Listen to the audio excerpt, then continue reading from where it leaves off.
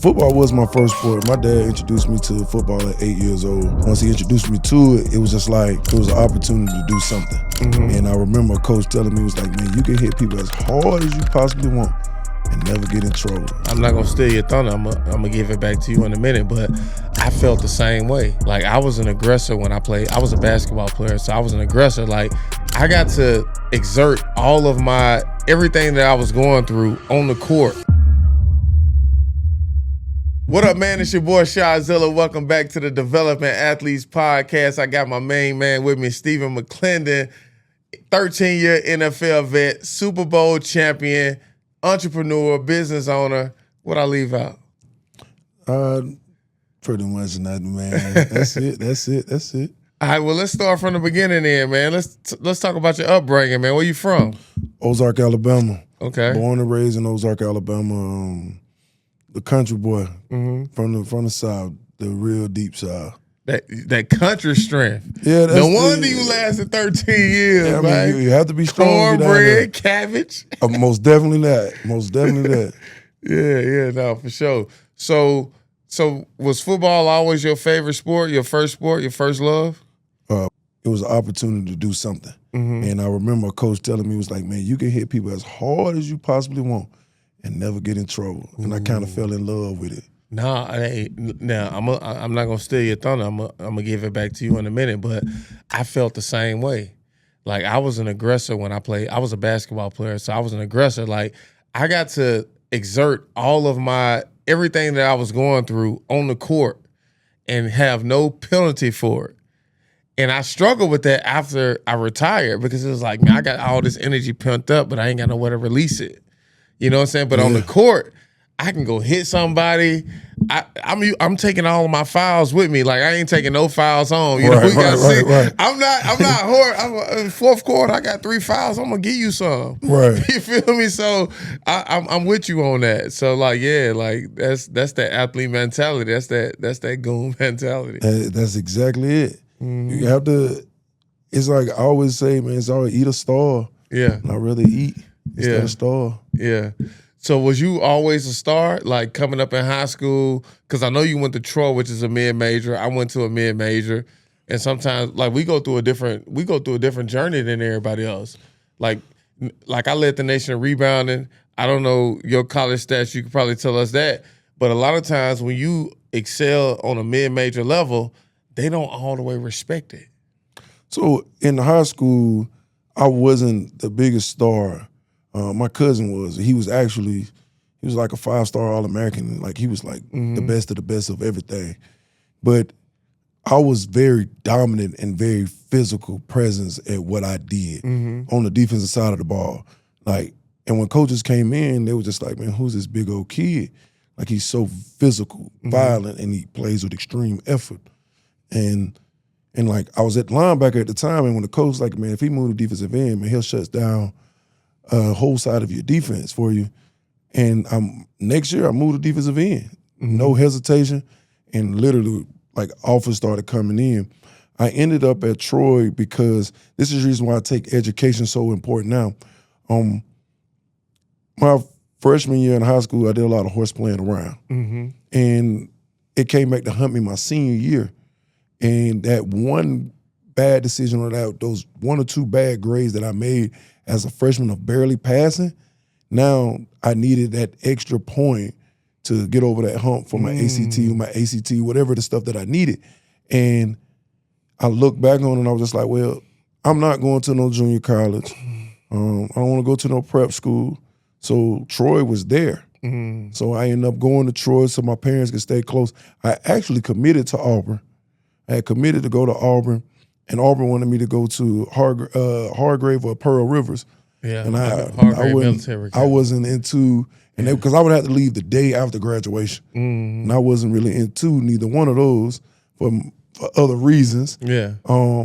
But I ended up going to Troy as like a big time recruit, and ended up had to sit out my first year, and it made me starve. Because that was the first time my first time since I was 8 years old that I haven't played football. So I sat out. So when I came back, the equipment manager thought I was a walk-on. So they put me in the walk-on locker room, gave me the walk-on number and everything. So, and there's nothing no offense to any walk-ons because I had some very dominant walk-ons that played with me at Troy. And I remember telling one of the coaches, I was like, he was like, what locker room you in? I was like, well, I'm down here. And he was like, you know how to walk on. So he ended up telling them, and they ended up putting me into the big locker room. And when I got an opportunity on the field, man, I kind of just made the best of every opportunity. Right. Hey, I know y'all enjoying the episode, but I want to talk to my accredited investors out there. I have over $60 million in real estate development, and I'm looking for accredited investors like you to invest in my deals. So click the link below. Let me know you're interested, and we'll send you some more information, and I'll see you on the inside. Right. So, of course, I'm pretty sure the field came easy to you, and you said that you didn't take academics seriously early on, and Correct. that kind of cost you. What would you tell a young athlete right now that's not taking academics seriously, and how it could cost them in the long run? It costs you more than just getting into college, but it costs you of not understanding, like, literacy of, like, being knowledgeable about things when you grow up. Like, when you become an adult. Like, I didn't read my first book until I got to the NFL.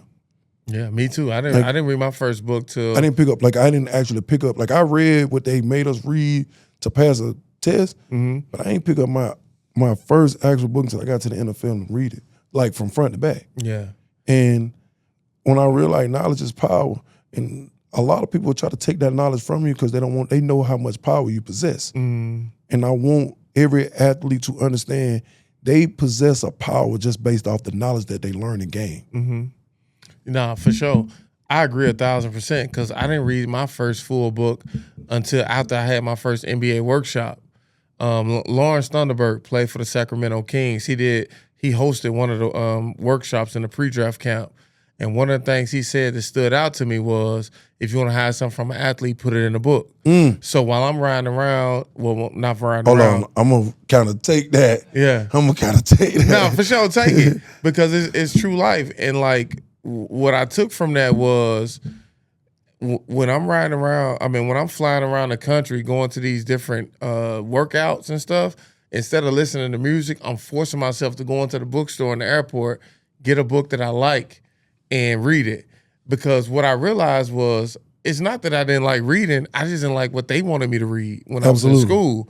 Shakespeare, Hamlet, all that shit, that didn't resonate with me. Facts. But the first book I read was Dennis Rodman book, Bad as I Want to Be, because I was a rebounder. So I read something that I liked. And once I read it, I was like, damn, this is pretty intense. Like, him being in the Detroit Pistons parking lot with the shotgun trying to kill himself. Like, I never knew all that, but like, as I'm reading this, I can visualize it. You know what I'm saying? So it's like, man, I kind of do like reading. Then I started reading, like, books on real estate. And that's what segued me into real estate and exposed me to real estate. So a lot of times, these young athletes, it's not that you don't like reading. You might just don't like what they putting in front of you. Correct. You got to find what you like.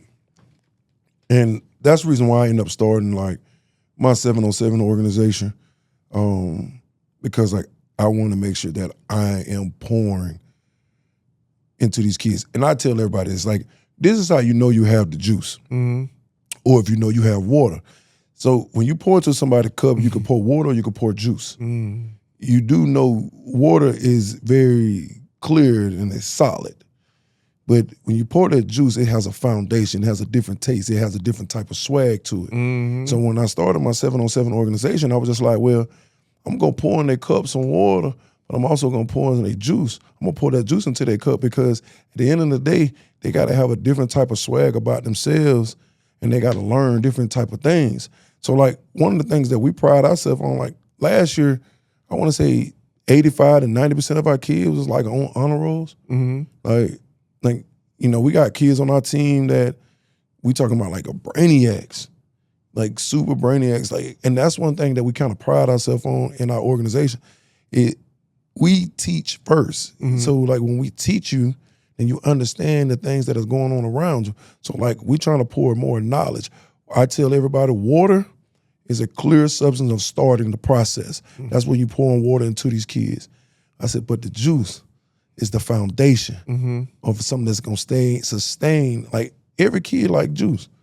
So like when we pour that juice in, my son loves juice. right? So once 2 you pour years that old. juice into them, Yeah. and they gonna taste that different taste. So like they gonna fall in love with it, and that's what it's all about. Like you just said about you didn't want to read what they wanted you to read, but when you started reading, man, like you found out you had the juice now. Mm-hmm. You know what I mean? Like that's the kind of way that I kind of look at it. Like sometimes you got to put a little bit of sugar in there, or a little bit of salt in there, or a little bit of flavor in there to make them understand like it's still good for you. Like juice is a thicker substance than water. Right. So like that's how I look at us. Like we ain't just pouring water into your child, we kind of pouring juice. Yeah. I see. Well, when I was researching you, man, I saw that you do give a lot back. And I do that too, because like I like to do stuff for the youth that I would have wanted coming up. And also too, it was organizations and people in the hood that did stuff for us, and I just want to keep it going. But at the same time, as I've progressed in my business since, I want to come back and show them that. So is that something that you do, life after the game, to come help the youth? So I kind of always been into around kids, like me having my own kids and just like all the kids that come in my household. Pouring into them is something like I truly believe that kids are our future. Like when I heard that, and I don't even know who said it, but I know I heard it before. And when I heard it was like kids are our future, and it kind of like stuck with me. And I look at it as like, well, when they get older, we got to make sure that they pouring it back into somebody else. So it's like I have to do something different. I got to make sure I'm pouring it to them. I have to make sure that I'm uplifting them. I got to make sure that I'm building. And so like being involved in the community with the youth is something that's always been a passion of mine. Like to see that smile. Like sometimes just listening to a child can brighten up your day and you can brighten up theirs. Right. So like that's something that I just always been passionate about. They need a chance. They need an opportunity. Somebody gave me a chance and an opportunity, so why can't I pass it along? Do you think because you was an undrafted free agent and not gave you an opportunity, but you was allotted an opportunity by being an undrafted free agent, does that have anything to do with you wanting to help give back, or was that just always in you? No, so for me, being undrafted, like I went through a lot of trials and tribulations in college. They told me I had non-Hodgkin lymphoma cancer, and to come back from that, I played my senior year. Like my junior year, I played, but I didn't really play much because I dealt with that. But my senior year, I played and I balled out. And I remember talking to the Steelers, and it was like, "We like what you did today," and that was one of the scouts that talked to me. And when I got there for like the little trial, whatever it was, I was just like, man, you wake up just like I do. You put your shoes on just like I do. Like, you know different from me. I don't give a dang if you was drafted in the first round, through the 6th round, 7th round. You got to show me. Like, every day. Yeah. And, like, I realized real quick, man, we ain't no different. You know? And, like, one of my best friends, Ziggy Hood, was the first rounder with me with the Steelers. And he knew I was going to come with it every single day. Like, he came in NFL ready. My body wasn't in the physical shape as his. But the next year, man, I took it personal. Oh, I get to see what y'all. I see what y'all doing. Yeah. Let me go get it in. You know what I mean? Like coming from Troy, that was one of my things. It was like we worked out, but we didn't work out like meal plans, nutritionists, and all that stuff. Yeah. So when I really saw it, I was like, man, I have an opportunity now. I turned up. Yeah. And that was my thing. Like I was just like, and y'all just gave me the key. Yeah. And that's all I needed, and I locked in. Yeah. And that's all I needed is like just to see it. You know, we talking about SEC, Big 10, Big 12. You know, everybody was in the room. And I was like, you know, y'all not better than me. You know, but it's not about me competing with you. It's just understanding, like, at first. Who I am. Like, but I'm about to come in here and give y'all everything I got every single day. And that's just what I did. Then I started looking at the man in the mirror every single day. You got to be better than what you were yesterday. Yeah. And when I realized the league was not all about physicality, well, not physicality, but physical abilities, and it was more about the neck up, man. From the neck up. When I found that out, I always say that. It's from the neck I up. knew I was gonna win. Yeah. I knew I was gonna win. I studied that whole playbook. Like John Mitchell was my D-line coach at the Steelers, and like every question that he would ask was like he would ask questions from like we have like 2 or 3 lessons before we get to it, and he would ask a question like a new question, and I just started answering it because I was already ahead of everybody. Like this is football. I don't gotta go to no class. I don't have to, go see no other teacher. All I gotta do is study the playbook, and that's gonna make me better than 95% of people in the league. Easy work. Right. And that's just how I looked at it. Like, study the playbook. Like, I pride myself on, Chris Hope told me, he said, man, pride yourself on being one of the smartest players to ever play. It's like, you don't have to be the most talented, but if you're one of the smartest players, you're gonna play for a long time. I think that's like Tom Brady though. I don't think he was the most athletic, but I think he's like from the neck up. Like I think that had a lot to do with it. Like preparation. You seen that video where they was laughing at when he ran the 40? Yeah. Like he didn't even look like an athlete. He but like, did not look like an athlete. but like you know what I'm saying? Like he got it from the neck up. Like he outsmarting everybody. He studied the playbook just like you said you did. Yeah. Like, and I had several different playbooks, but I just realized, man, just you put them all in a different category, you group them together, and you just remember certain names. Like you have to build your playbook for yourself. And a lot of guys didn't know that. And like that's something that I teach any guy that come around me.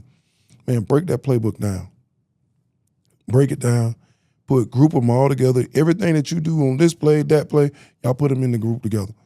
And just remember them that way. It's easier that way. And let me ask you this, man, because I know we jumped to the NFL, but let's back up a little bit. How does an undrafted defensive tackle last 13 years in a violent sport and in one of the most violent positions? The short answer is, man, spend a lot of money. On your body? Spend a lot of money on your body. Okay. Take care of your body. Yeah. Take care of your body. That's the short answer. Just take care of your body. James Harrison put me on, and he helped me understand something.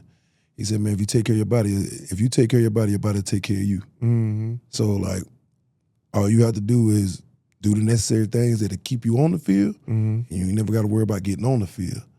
And I was just like, what does that mean? Like, he was like, these massages, these IVs, these workouts, these conditionings, these extra days, these are things that'll get you on the field, and you ain't got to never worry about them taking you off the field now.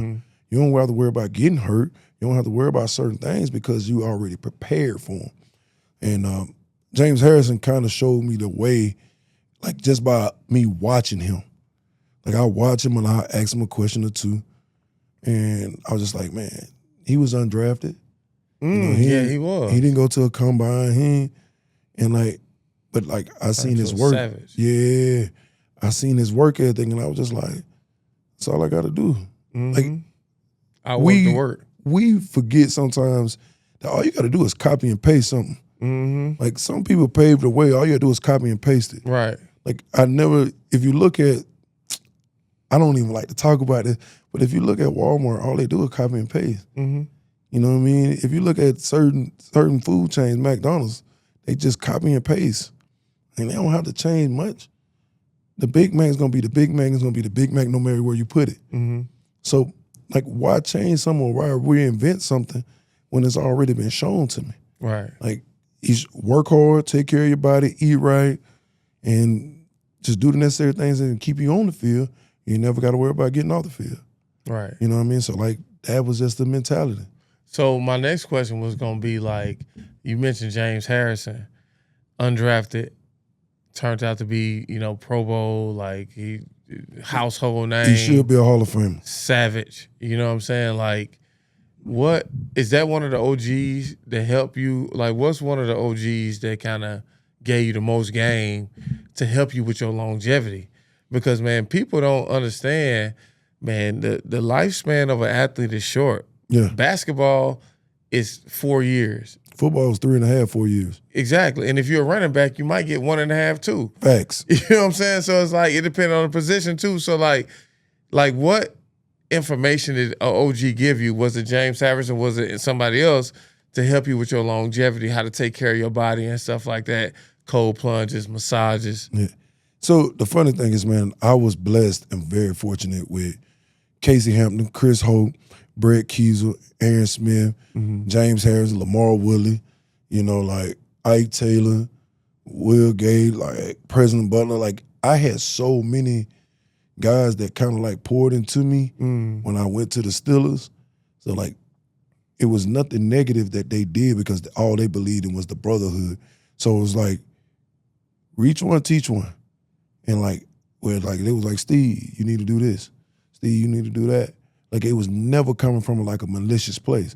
Max Starks used to tell me every day, he was like, man, he used to say something, because he used to read all the time. He's like, just keep reading, keep reading. Like he's very polite. My lock was right by Ben's. And Ben, he was just like, man, just keep working hard, man. Your time gonna come. Like those are the things, like Willie Colon, same thing. It was like, keep dogging, keep being a dog, keep being a dog. And it really was never just one person. I would just say, man, just like that 2009-10 team that I had, 11-12 team also that I had with the Steelers, that team that won the Super Bowl before I got there was a team that kind of like poured into all young guys. But most definitely I can say they poured into me. They all poured into me, like always words of encouragement. Yeah, no, that's dope. So let me ask you this, right? So 13 years, you called it quits when you turned 35. Yep. What you think was harder, making it as an undrafted free agent or walking away? Walking away, most definitely walking away. I still think about this because I retired due to injury. And like, you know, when you walked away, it's like you walking away on your own terms, kind of, but it's like, this all we've known. Being in the locker room, being around a team, having a coach, having a schedule. Like when I retired. Structure. Exactly, structure. When I retired, because I segued into real estate, and it was like, man, I'm in a real estate office and I'm looking at my phone. I'm like, I ain't got no flight this week. Like, man, like this all y'all do? Like I had to adjust to being back here. Yeah. You know what I'm saying? Like a civilian again. It's a big adjustment, man. It's very big, but I retired because I remember I was sitting up on a 500 pound. I sat down on the box, squatting 500, and I looked to my left and I looked to my right. And when I stood up, I said, man, like before I stood up, I said, I'm done. I stood up and I racked it. Burnt out. Yeah, it wasn't even really just burnt out. I just had so much of the world like on my shoulders at that time, and like I was just like, I didn't care. I'm sitting there with 500 pounds on my back, and I'm like, I'm not caring about what's on my shoulders right now. And like that moment, I was just realizing that it's other things that matter to me. And it was the most difficult thing for me to do, walk away, but it was probably the most important thing for me to walk away. And I needed to walk away. My agent called me throughout the year and asked me that I want to give him one more shot, and I was just like, no, I don't want to open that bag, like because I know what type of mindset and mentality I have to go in, and I didn't want to do it. And like I said, it was the best decision I made because, like you said, man, it sent me into a place that I needed to go to heal mentally, physically, and emotionally and spiritually. Because if I didn't, I would have went straight back to doing what I was doing, like being the violent, being whatever I needed to do to get ready for that game. Like the traveling, you know, I would travel, I would go places, I would do things, but it just was like I didn't need to be there. So the retirement was probably the hardest, but it was the best thing for me. Yeah. So look, you after 13 years, you've seen a lot of people come and go. Yes. What you think end more careers in the NFL, ego or discipline? What ends more, ego or discipline? Yeah, what ends more careers? Ego. Ego. Or lack of discipline. I want to say it is really okay. When you have lack of discipline, that means you're allowing your ego to take over, and that's how I look at it. So like that is most definitely lack of discipline, but it now you feel like that you bigger than something that of the team. That's your ego. And so lack of discipline first, then ego. Mm-hmm. And the only reason why I say that like that is because I watch guys that thought they were bigger than the team, but I was just like, man, they'll get rid of you so fast, bro. Yeah. And they'll bring another guy in to replace you. Next man up. Next man up mentality. Yeah. Whoa. I know y'all enjoying the episode, but hey, I want to talk to y'all. If y'all interested in learning about real estate development, I just created my own real estate development community, and it's only $25 a month for the first 200 founding members. It's not about the money, but I get hit up all the time on every platform about how to do real estate development, so I created one central location. Click the link below. Join, sign up, and I'll see you on the inside. You can ask me anything you want. Yeah, so as far as like rookies, right, what's some of the mistakes? Now, you in year 1, year 2, year 3, by year 5, you vet status. Right. You belong, and then like you get up to year 13, like what's some of the money mistakes that you see that rookies make, and you like, man, he just don't know. Man, they try to live that same lifestyle as everybody else. Trying to compete with a vet. Yeah, well, you go home because they looking at you like you play in the NFL, so like you a millionaire. Yeah. And realize, like, nah, you, like me, I'll take me, prime example. My first year in the NFL, I was on practice squad, and I was thankful that the NFL gave me my year back because after my first year, I was on the active roster for the rest of the time. All right? I went broke my first year in the league. Let's talk about that. Let's unpack that. Like, I went broke my first year in the league, and my kid's mom had to give me $5,000 to get back to training camp. Yep, she had to give me $5,000. And I looked her in her face, and I told her I would never do that to her again. Because I came home, it wasn't like I was just going out, like partying. No, I was taking care of family. Like, I was trying to make sure that I save you. Yeah.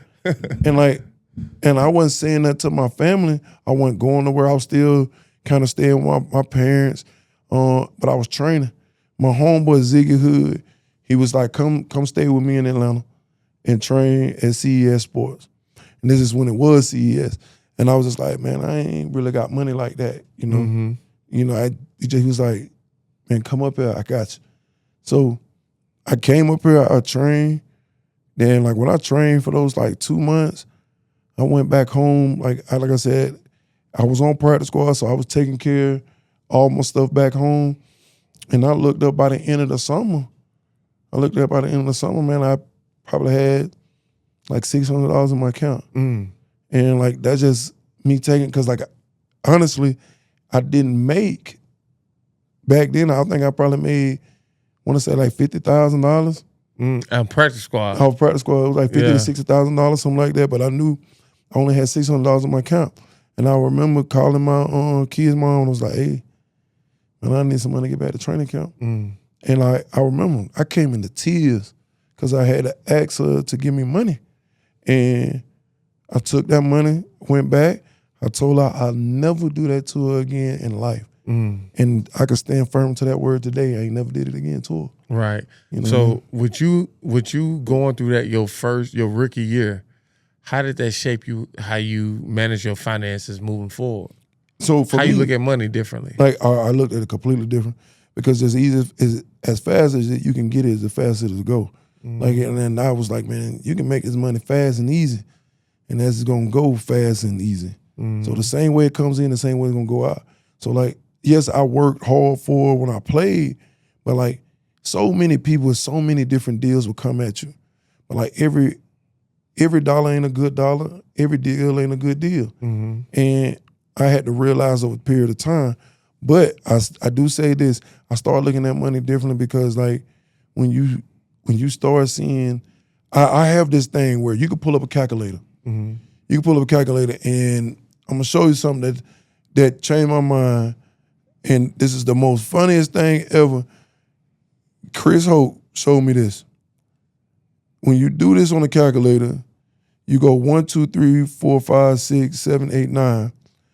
You see that number? 123 million. You see it? 456,000. So when you see that like that, when somebody take from you, and all you got to do is go 3, 4, 5, 6, 7, 8, 9. They take from you, but you still see 120 million. You see what I'm saying? So like people don't realize that point. So when you start looking at money different, it's like those all you start in the check is those first couple numbers, those first 6 numbers. And I started was like, if I'm not spending nothing, why are these numbers changing? Why are these numbers changing? And that's when I started like having the perspective of like, we not counting all 9 numbers. Right. Like, or all 6 numbers or all 7 numbers, whatever it is. You have to count every number because when you go back to it, once again, 1, 2, 3, 4, 5, 6, 7, 8, 9, and you just take 100,000 out of that, it still look the same. And people will do that to you over the time. So I started realizing that people will take advantage of you. You gotta watch the money. So you have to watch the money. Yeah. And you have to tread lightly with the money. You got to understand that the money is like it's something that's accessible for your needs and something that the things you want to do in life. But you got to have that money make money for you as well. Exactly. You gotta put it out to work. You have to, because you fighting against inflation, you fighting against just stagnation, and losing out on opportunity costs as well. Facts. Yeah. Another thing I want to ask you, what's one of the habits that you kept over your entire career? Like what's one of the habits like you did every year that kept you in the league? I wrote every day. I used to write every single day. Yeah, I journal every single day for 12 years. For 12 years, like that 13th year, it was up and down. It was up and down. That's how I knew I was retired. But I still did it. It wasn't as intentional as the first 12 years. My 13th year, I literally would write because it became muscle memory. It was muscle memory. But for 12, 13 years, I wrote every day. I journaled every single day. So what you writing about? Like what happened that day? What your aspirations are? I wrote affirmations. I wrote goals. When I won the Super Bowl, it kind of like, I felt like I just did everything that I had journaled for the past 10, 12 years. And I was seeking purpose again. So in that 13th year, like I said, it wasn't about the money. It was about purpose for me. So I would keep writing just to find purpose. Like, so I would have business adventures. I would have things that I wanted to do. So I just started writing about it. And I think the most important thing for me was just like, keep writing everything, keep journaling. And like up until now, just kind of started back doing it. And like, I've been starting doing it probably for the past few months, and I can see the difference in my life because now I don't have to tell people my words. I can put my words on paper and I can be released from the things in my mind. Hey, that's deep, man. That's deep. So, like, let's rewind, right? You an NFL vet, 13 years in the game. Let's rewind, 18 years old, Stephen McLendon. What would you tell him that still applies today? Knowledge is power, dog. Big dog. This is exactly the conversation I would have with my 18 son. Do you understand who you are? Do you understand where you come from? Do you understand who and why and what you are built of? Man, knowledge is in you, and you possess a different type of power. You need to seek the knowledge, and that knowledge is in that book. Right. Pick up a book, read, learn, gain. Much information is possible because this world that you're about to tap in is going to have everything that you want, but you only can get it if you have the knowledge, you have the understanding, and an intelligent ability to apply it every single day. And that's the power. And like, we kind of have a shirt that talk about power. Power means in acronym form is pursue opportunities with efforts relentlessly. Pursue opportunity with efforts relentlessly. Yeah. I like that. Yeah. That's dope. Is there anything you'll do differently in your NFL career or college career? All right, because I think everything molded me and shaped me for where I needed to go and where I said at 8 years old I wanted to go to the NFL.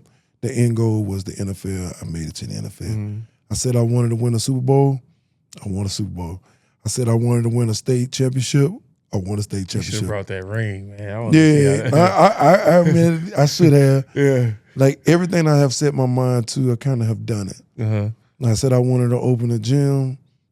I opened a gym. I gotta come check you out too. Yeah. You up in Buford? Yeah. So I prepare for that 2-hour ride. Yeah, it is. It's a long ride, but it's in Flowery Branch by the Falcons facility. So it's actually called IBSA Team MVP. Mm-hmm. So it's like a hyphen. So like we have an indoor facility where like our basketball court, our turf field, our baseball cages and stuff. Then we have a weight room with a turf. So it's like me and my business partner kind of like he was into baseball, I was into football, and one of the other guys that was into basketball was like, shoot, I started off with Team MVP, but I expanded it, and it's kind of a great thing because I get to watch it flourish. Like we get to watch money make money and not have to be there, so you can make money while you sleep. And that type of mentality for me was like big. But just that, and like I said, my 7-on-7 organization, which is one of my pride and joys. You know, like it's just like my baby. Something I've been into for a while now. And just watching these kids come from my very first year, having only 15 kids to now having like 3 teams with 72 kids and like what I would say like 5 or 6 coaches, and watching these boys like win championships after championships. Like this week alone, watching 85% of my kids have offers, like, you know, going to college. People say you can't get no offers in 7-on-7. I say that's a lie because I watched it. But we don't play 7-on-7 the same way that everybody plays 7-on-7. We still play 7-on-7 like tackle football. And to me, that's the mentality. So it's 7-on-7. Now, just so the viewers that don't know, 7-on-7 is basically like just the skill positions without the line, right? Yeah. Okay. So like my big guys that do 5v5, I kind of like send them off to teams like that I build relationships with. But my 7-on-7 is just like I tell everybody, just think about playing basketball on the field. You're gonna have a defense, you're gonna have an offense. And one is gonna try to stop you from scoring, and one is gonna try to score. And you have a certain amount of downs to do it, and you have plays just like your high school, just like the pros, just no tackling. That's the only. I said, just look at it like basketball. And I mean, people gonna get hit, but the objective is to put the ball in the hole. Same in the hoop. Well, now it's to put the ball in the end zone with a person. So that's the same thing. That's what 7-on-7, but the developing of skills and knowledge and the techniques are still the same. So when they transition back into tackle football, like your skill position it's gonna play at a very high level. Now we have our big guys, what you call like the 5v5s. We have these guys learning pass rush. Now I don't really like pass rush circuits all the time because the game is not just based off passing. The game is based off running and passing. So you're gonna run the ball. Like you come across a team that can run that ball like we do at Buford, like we're gonna beat you because all you want to do is rush the passer. And we can run the ball and we can stop the run. And like that's one thing that I thought was like pretty dope about Buford, or thing as it still is.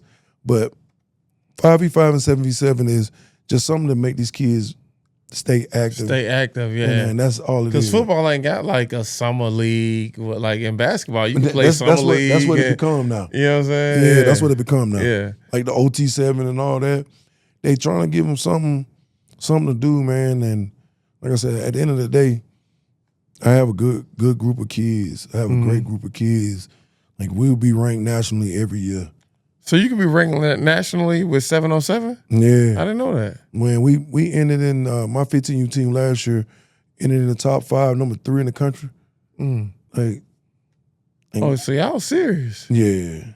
I gotta come check y'all out. Like when y'all next game? Like, so that's one thing we I know prepare. y'all play against each other probably, right? No, we play against. We go to Alabama. We'll go to Florida. We'll go to Texas this year. We'll play here in Georgia. Like I want to say last year we won like 8 championships, 7 or 8 championships. Hold on, we ain't gonna skip over that. Y'all won 8 championships last year? Yeah, we played in a lot of tournaments. Like I have. That's like, cleaning up though. It's just when we step on the field, we we win. Yeah, we out for blood. That's I ain't even gonna lie to you, man. Like, don't lie. My team violent. Yeah. My team overly physical. Yeah. They dominant. They aggressive. That's what it takes. But the most important thing, they super smart though. Mm-hmm. Like every kid on our team can literally coach the game. Mm-hmm. Like I do this thing at practice. I tell my quarterbacks, call the plays. You need to take ownership. Demand it.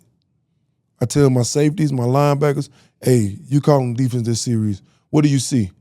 When I see them not picking up on them, I'll stop it. And I was like, look at the picture. This is art out here. They got 5 receivers over here. It's 2 on this side, 3 on that side. How many guys over here with you? It's 3 of us coaches. So 3 gonna take up 2. So now it's 7 guys on defense. So these 5's got to take up these 3. So like I said, simple math, bro. 5 always beat 3. 5 is more than 3. 3 is more than 2. Now, one of y'all gonna have to lock up and play perfect football on one side. And when I started breaking it down, trying to keep it simple, like we have this thing that's called KISS, a KISS program. Like we do it. We say, keep it simple, stupid. Yeah. So like, don't overcomplicate it. Like one of my good friends, he kind of put me on there. He's like, man, it's the KISS program, bro. Keep it simple, stupid. So that's one thing that I do. I keep it very simple for the kids, but like I educate them as everything come up. We talk about it. And when I watched them go and play this year in high school last year, man, I watch how well all our kids across the board do. Like in their respectful high schools, when they go off to college, whatever it is. Like, man, I pride myself in seeing these kids get offers. I pride myself in seeing these kids having straight A's or 4.2s. Like, I pride myself in like keeping these kids out of trouble. Like, we probably have on our whole team probably like 3 kids, probably 2, honestly, that have got in an altercation. And coming from 6 kids, 7, 8, maybe 9, 10 kids getting in altercations or getting in trouble to like now probably only 2. And at the end of the day, these kids still very respectful. They're still good kids. They still make good grades. So like sometimes you got to take the good with the bad and the bad with the good. So I don't really hold them accountable in that sense of like just punishing them.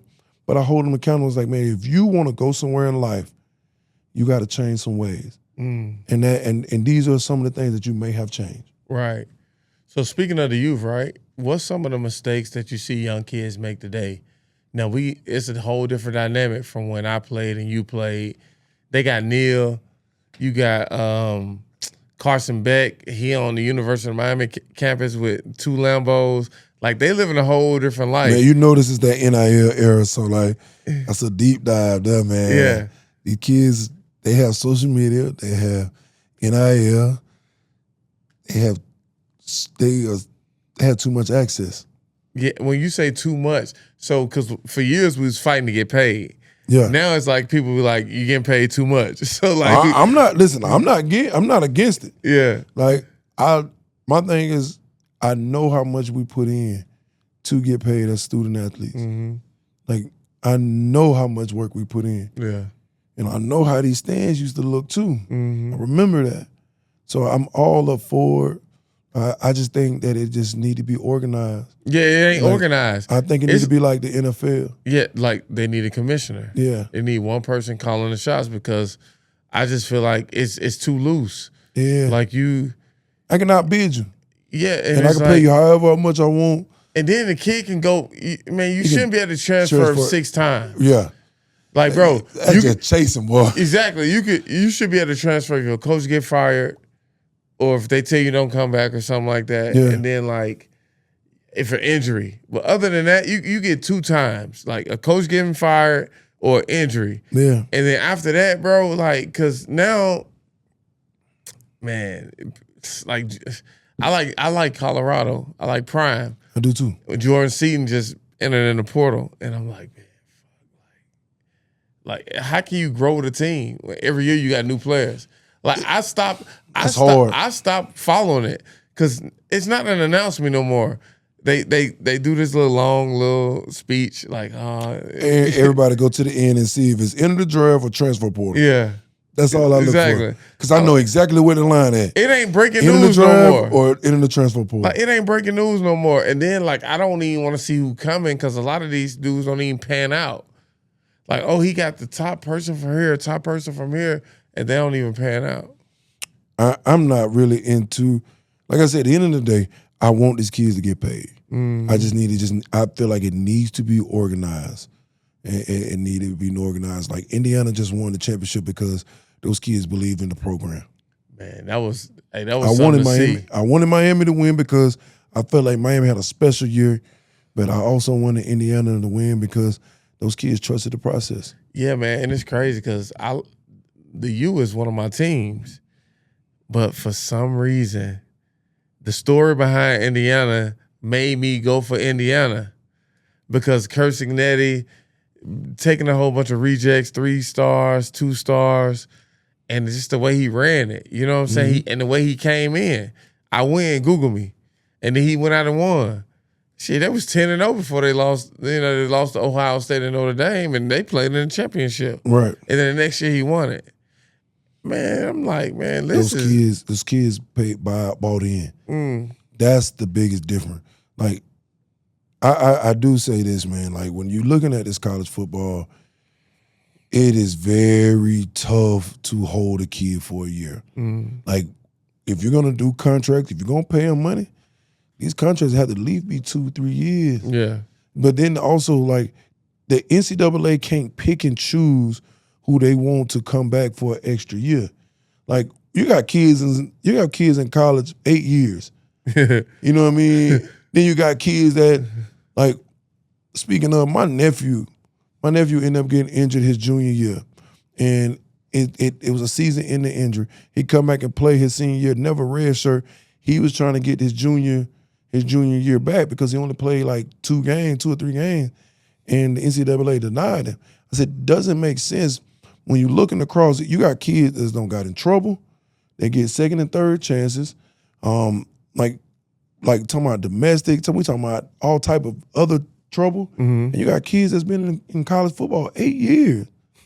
And we're talking about a kid that's only been here 4 that never redshirted. Yeah. Like, I was like, I don't like their logic behind the things that they do.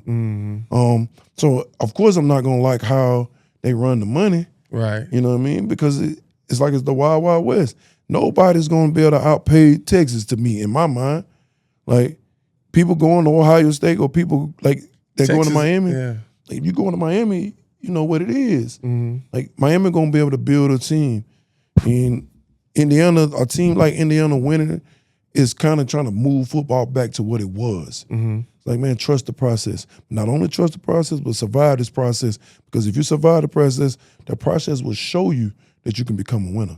Yeah, I think we're going to see a lot of people copycatting Kurt Signetti, the way he came in. Because I hear a lot of people talking about, oh, everybody on the team 24, 25 years old. And I'm like, bro, the rules for everybody. Yeah. Like, if y'all don't want that, then scale down the rules. Just like, you know what I'm saying? Like, so. He had some grown men on that team. Yeah. Like, he realized, if I hit this portal, I'm going to get the grown, I'm going to get the people with the most and I experience. know these jokers know they've been playing football. I'm going to get them for 2, maybe 3 years. They're a little older. And you know, like now, you can go to a junior college and they don't even count towards your eligibility. Exactly. So, like, I got 2 more years in that case. Like that, I went to JUCO. And that's what they looking at. I got 2 more Like, years. that's exactly what they're going to be looking at now. Yeah. So you get a kid that, you know, say he sit out his last year. Well, he graduated high school, end up not going to college right away because it just didn't pan out. But decide at 19, 20 to go to a JUCO for his first college. Now, he stayed there for 2 years. He can be 21, 22. Got 4 years left. He's 26 when he graduated. Motherfucker be 26, 28. Twice divorced as a sophomore in college.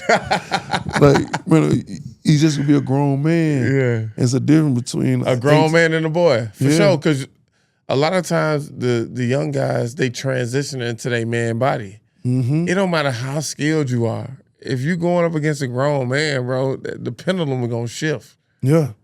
And that's just what happened. Like, we sent some kids off to college this year. We got one that's going to Texas A&M, one that's going to Ohio State, and one at UGA, 2 at UGA. And the one thing I'm happy about these boys, they're going to be ready to play as soon as they get there. Mm-hmm. They're going to be ready as soon as they get there. Because you're going to get them ready. Like, they already ready. Like, those boys work. Mm-hmm. They, like I said, they just won a state championship like this year. Like, they won a national state championship.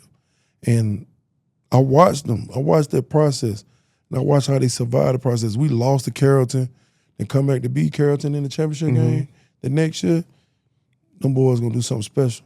Yeah. I hear a lot about you being a locker room leader. Like, what goes into that? Were you always that, or did you grow into that as you became a veteran? No, so early on, it's just like you see a lot of guys go through things. When you see them go through some things, it's like sometimes they need words of encouragement. And I always believe every leader does not have to be at the front of the pack. Some leaders, some of the best leaders, gonna be at the back, and that one is at the back is just letting you know that I got your back. You know, the one in the front say, you know, I got your front, but the one in the back it's hard to be a leader from the back. Mm-hmm. People don't understand that, and to have multiple people back to be able to watch them when they slipping. You know, the leaders in the front, they got to set a foundation. So, like, it was easier for me to stand in front of kids or guys and just talk, you know, and go lead by my actions. But when I really found out the true definition of the leader is when I had to lead from the back.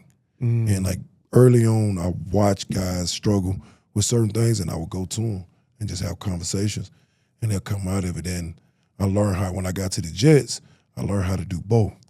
And when I got to the Bucks, I ended up kind of doing both, but I did more of, like, we was an older team, so, like, I would have to lead the young guys from the front and the back, and the older guys just, like, I had to have their back.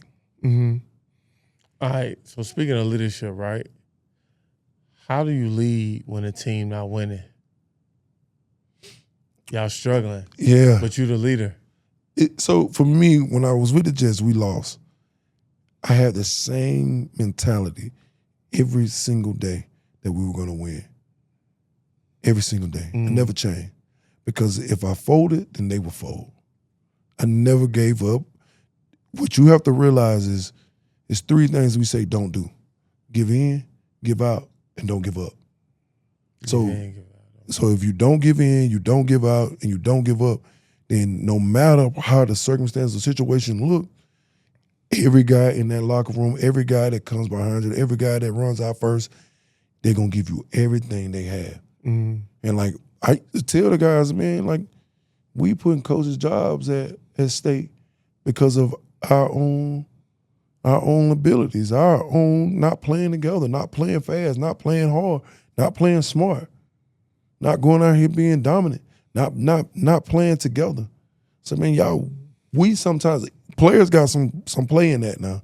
Like, it ain't just all coaches. Now, you got some coaches that don't do right, but you got players that don't do right. So, and then we have to understand this all together. And the biggest thing to get that locker room to go every single week was just like, man, we never gonna fold. You were never gonna fold. You still gotta represent a name on your back of your jersey. You know, you still got your baby coming here. You still got your mama watching, your daddy watching. Man, can't let the fam down. Don't let nobody down. Yeah. And that's the biggest thing. Don't let them down. Yeah. So let me ask you this, man. What mindset mattered more? The mindset of an undrafted rookie trying to make the league, or the mindset of a vet towards the end of your career trying to win a Super Bowl? Which mindset mattered more? If it's the same person, I say the mindset never changed. But if it's 2 different people, then one of them is trying to find the identity through mindset, and one that has to understand that their mindset can't shift. The kid coming in is trying to find the identity mindset. And the guy that's playing for a very long time, he can't let his identity shift. You see what I'm saying? So if it's the same person, he just got to understand, like, man, it's a process, it's a step, it's a journey.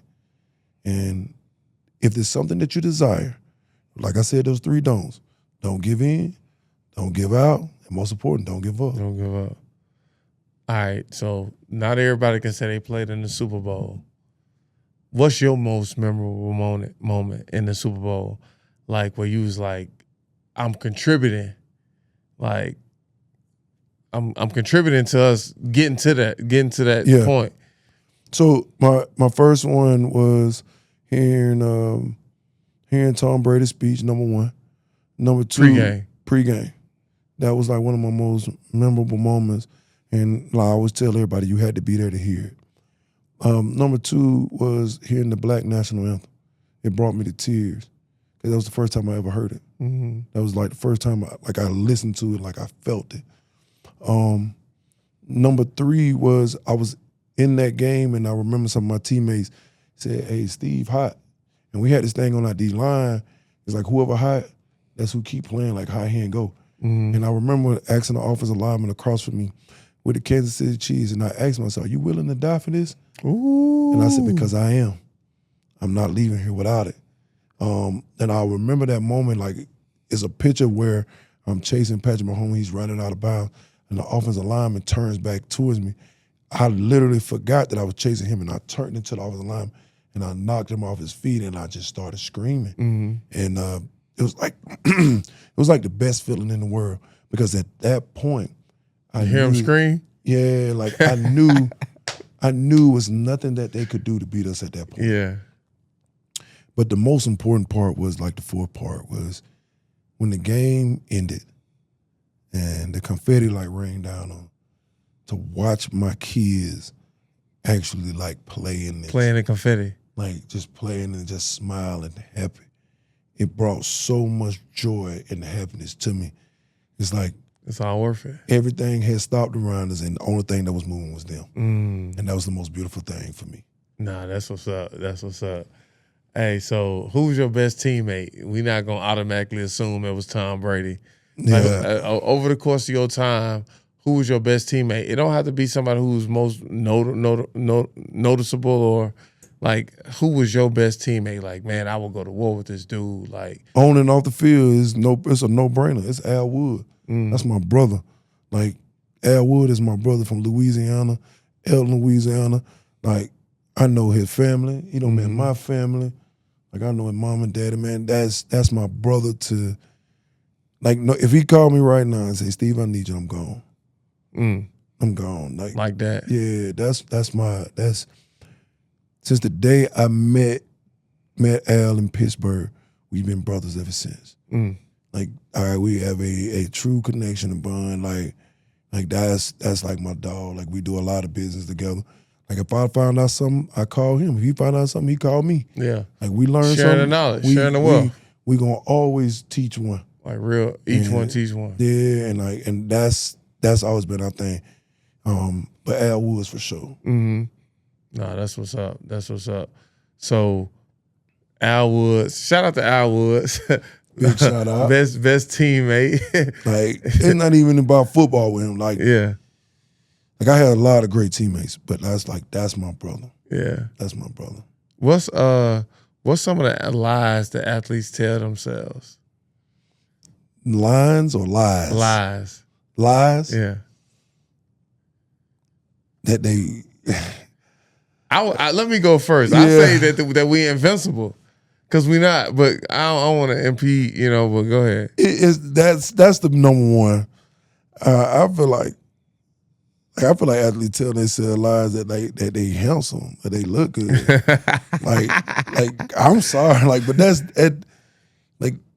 that was one of my biggest things when I seen throughout my career. Just seeing guys didn't understand, like, some women wasn't with you because you look good. Bro. Yeah, it's the money. It was the money. Yeah. That money make you look real good. Yeah. And like that was one of the biggest lies that I told. It ain't had nothing to really do with the game. It had everything to do with your pockets, and that's something that I think the biggest lie that was ever told. That, like, bro, you still look who you always look like. Yeah. That money do make you look a little bit better. It do make you look cuter. You know what I mean? They look past a couple more things. Right, you see what I'm saying? But I think that's the biggest lie to me. Yeah. So how was your transition when you decided to hang them up? And, like, did you know what you wanted to do out the sports? Well, I had already kind of started my gym in the process. So, like, I had this thing where I say the gym is always open. So, like, I started that, and as I started my gym, I kind of, like, transitioned into it, training.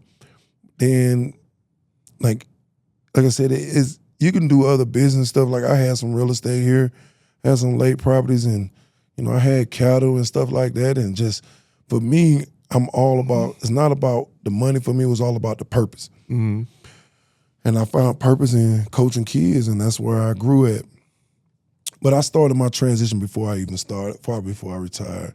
So I kind of built the gym before I retired. But that's smart, though. Yeah. Because that's what I tell athletes all the time. Like, why wait until an injury happens and now you discombobulated trying to figure out, and then you rushing into stuff that you might not even be passionate about, but it's just the next hot thing that you hear about.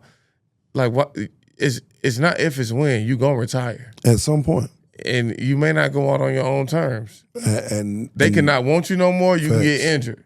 That's a fact. So why not just be prepared? So it's like, oh man, ain't no teams calling. Okay, I got my cattle over here. I got my gym over here, or whatever the case may be. You know, but why more athletes don't prepare for retirement? Like, I'm asking this question. I know I'm asking this question because I used to be that same person. I was living contract to contract at one point. You know what I'm saying? Because I didn't know what I didn't know. I thought I was gonna play forever. I thought I was invincible until I got injured, and it's like, oh shit, you're not invincible. And even worse, you have a setback now. Instead of out 6 weeks, I'm out 18 weeks. I mean 18 months. So now it's like, okay, damn, I gotta go get a job. Like while I'm working out at LA Fitness. I'm working at LA Fitness, trying to work out on the job to, you know, get back. And it's like, man, I'm just thinking about all the money I blew. I mean, I have seen that and I have been there, but for me, it's just like watching the athletes not understand the transition, but not something that's even bigger. If the NFL and the professional sports know that 95% of us athletes will never make this type of money again in life. If they know this and they know that this transition is hard, like we always say there are programs in place that we can utilize and use, right? But if we know these things that are happening, why do we have to work for the NFL or like a professional team? Not even saying like the teams, but like more of like the NFLPA. Why do we have to work for the PA to get that, to make that type of money or to get that type of luxury? Like for me, I have nothing against the NFLPA. I have nothing against anybody in the NFL. Like I'm inspired to coach in the NFL one day. Like that's something that I want to do. But for me, it's just like, if y'all know these issues are here, why don't we have things in place? Yeah. Like, why isn't it not as Why we easy? keep talking about the same thing? Right. Like, you know, guys are struggling with these certain things. Just because y'all are saying, and y'all are saying it, or y'all just putting it on paper, like, why y'all not really out here with them? Like, some of y'all guys play the game. Like, that's one thing people need to understand. Some of y'all play the game, but they forgot that they played the game. They forgot they wore our shoes. They forgot they wore the helmet. Like, because they end up getting into that NFLPA and like and forget. Yeah. For me personally, no, like I said, no knock at them. It's just like, if y'all know we'll never make this type of money again, they should be doing more than right. They saying that they got everything like programs. I get it. You do have programs. A lot of times they put shit in place just to say they did it. My point exactly. Yeah. Like, we got programs. But like, you know, you still got to get invited to those programs. You got to get accepted into these programs.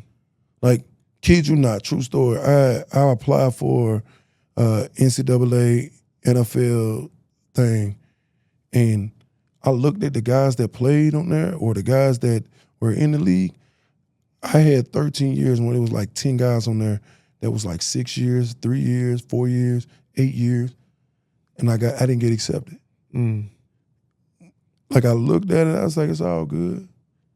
My mom always told me, like, man, those are the first shall be last, and those are the last shall be first. And like, I ain't getting no hate at them. I wasn't upset about it. I was like, man, just keep working. Just keep working, because your opportunity gonna come. And like that's how I looked at that situation. It's like, why I played in the league for 13 years, and why do I got to get accepted after I put blood and sweat? Yeah, you should. It should be open door policy, right? Especially for the brotherhood. And it's not. Yeah, like I don't apply for stuff like the time for them calling back, saying they're gonna call back, like the NFLPA and say you're gonna call back. Man, go a whole year without hearing from me. And I gotta stay on top of you. right. You know what I mean? And it's okay. Like I said, at the end of the day, just like stop saying that you got programs in place or things in place to help guys make or transition out of the game when you know who you want to help transition out of the game. Like I shouldn't have to go hang with y'all to transition out of the game. Like I want to be around my kids. I shouldn't have to go all the way to Miami to transition out of the game. I shouldn't have to go all the way to Indianapolis to transition out of the game. Like I shouldn't have to go to New York to transition out of the game. Like I don't want to do those things. I don't want to party. Man, like I literally want to sit in rooms and we'll talk about it. Like I want to be able to actually do stuff like that makes a difference. Like we can end a lot of stuff. Like I look at being homeless, that to me is crazy. Like we have billions of dollars get thrown into the military, but we still got millions of homeless people. You know what I mean? Like a percentage of that will definitely take a chunk out of that out. And I'm not saying that we don't need the military. I said, but at the end of the day, man, we got homeless people starving, we got broken homes. Like even seeing the stuff that happened in Atlanta here. Like all those families living in those into the new what's his name? He stepped up and really tore down the whole the little apartment complex. When I saw that on the news, I was like, man, this kind of blew my mind. Like we got people that live in homeless. Like it's just like stuff like that just blow my mind. If you know better, then do better. You know, that's even for us. If we know better, we're gonna do better. Exactly. Like that's the reason why I pour so much into kids to be knowledgeable about everything that you do, like these situations. Yeah. Like you go to the NFL, you go to college, read your contract. You read it. Stop giving somebody $10,000 to read your contract. Right, and I always say this: you can't outsource common sense. Right. Like, bro, now hiring somebody for an extra set of pair of eyes, that's different. Cool. You need to understand it yourself. Yes. And now with all this technology, man, you could just upload the PDFs into ChatGPT and say, hey, and just talk to it. Like, man, y'all won't even do that? That's it. We shouldn't even hear nothing about nobody else getting swindled because you can upload the PDF in the chat and say, tell me everything about this contract. Tell me everything I need to look out for. Is there any gray area stuff in here? You know what I'm saying? Learn how to talk. That's the biggest thing now. Learn how to talk to chat. Yeah, for sure. And get the paid version. Most definitely get the paid version. Get the paid version. Get the paid version. So I learned that one. Yeah. Was Team MVP one of your best investments? What was your best investment? Yeah, to me, that was because I get to watch athletes change. I mean, I done like conservation easements and stuff like that. Like, yeah, they make money fast, but I wasn't really into that. But one of my best investments was my gym. That was one. But my current investment now is my 7on17 and my brand, our clothing brand. Like I think for us to be able to do so many things with the opportunity of like clothing or sayings, start putting these words out, like, and we do it in like a swaggy way, and that was one of the biggest things for me. But being around these kids, seeing these kids evolve, like you watching them grow up, you watching them develop. So starting the gym was just a foundation for everything that to come. Yeah. So speaking of the brand, right? Let's not skip over that. Let's talk more about your brand, Athlete.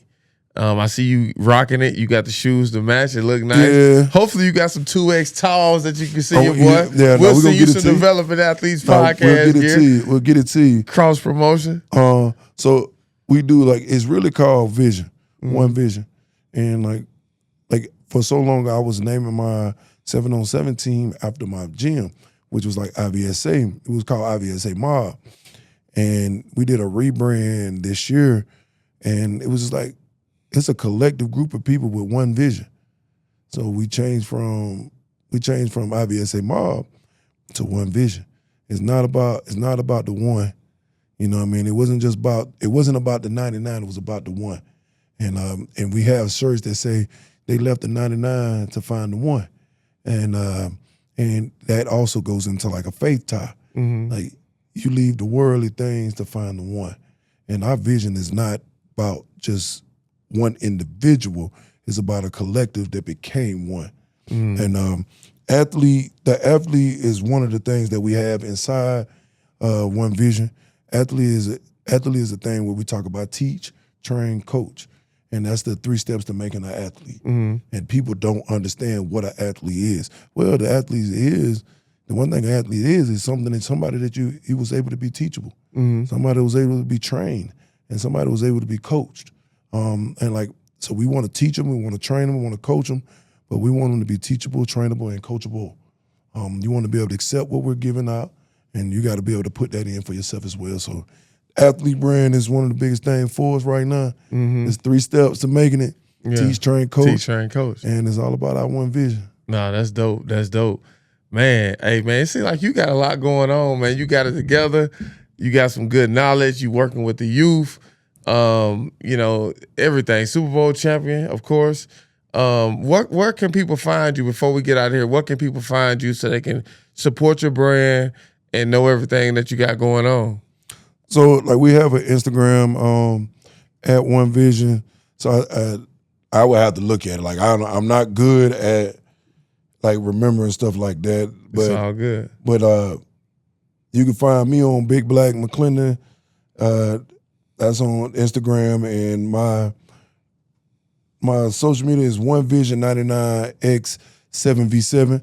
And like, we also have, like, if you click on there, you'll see the links that it'll take you to everything that we have. Like I said, we're in the process of building something special. And we understand that every athlete has a brand, and their brand is their name. And we just want to help bring that brand to life. For sure. Before we get out of here, right? Now, like I said, you highly successful. Leave your mentality on the scene. What would you leave my viewers with as far as your mentality goes that help them along in life? So just understanding what mentality is. It's a mental state of mind. So I leave y'all with one thing. And one thing is important, man. I said this today. It's 3 F words. Is forgive, number 1, focus, and future. You have to forgive yourself of your past so you can focus on your future. If you want to be successful in life, you have to forgive yourself first of anything that you have ever done that's wronged anybody or even yourself. You forgive yourself first so you can focus on your future. Because at the end of the day, your life is a lesson, not a life sentence. And that come from Mel Robinson. Oh, man. Shout out to Mel Robinson. That right there is a mic drop. Appreciate y'all for tuning in to the Developing Athletes podcast. We got Stephen McLendon, 13-year NFL vet, straight savage businessman. Check out the athlete brand. Let's go. Man, I appreciate you having me, man. I appreciate you coming through.